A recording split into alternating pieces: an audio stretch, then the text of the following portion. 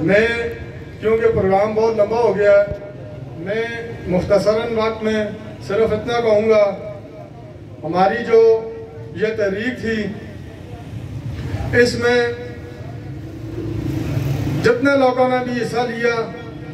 पूरे आज़ाद कश्मीर के लोगों ने इसमें हिस्सा लिया, तब जाके ये तहरीक कामयाब हुई। मैं इस लोअर प्लेट का अंजुमन ताजरान का सदर भी हूँ, लेकिन मैंने ये देखा एक साल के अंदर इसमें हर बंदा, ताजर, सिविल सोसाइटी, काउंसलर, मेरी बहनें, मेरे भाई, बुजुर्ग, स्टूडेंट, जितने भी लोग थे उन्होंने बढ़ चढ़ कर हिस्सा लिया। यह जज्बा मैंने अपनी ज़िंदगी में पहली दफ़ा देखा है। ये वो जज्बा था जिसकी बुनियाद पुंछ से रखी गई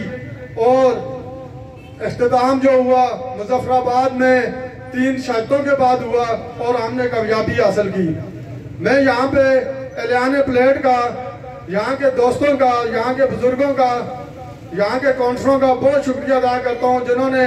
हमारी हर काल पे, शौकत नवाज मीर की हर काल पे, एक्शन कमेटी की हर काल पे शाना बिशाना खड़े रहे।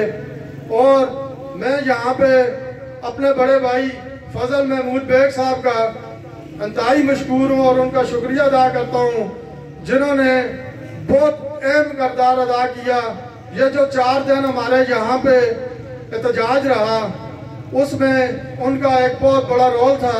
कई लोगों को इस चीज़ का नहीं पता, पुलिस इंतज़ामिया अगर यहाँ नहीं आई, उसमें फजल महमूद बेग और उनकी टीम और एक्शन कमेटी के जो लोग थे वो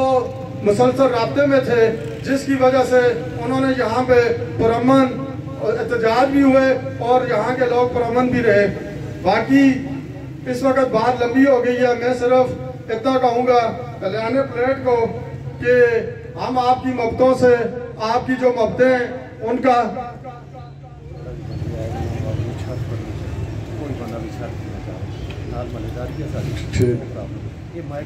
ठीक है, ऊपर कोई छत पे ना जाए क्योंकि पीछे घर है हमारे,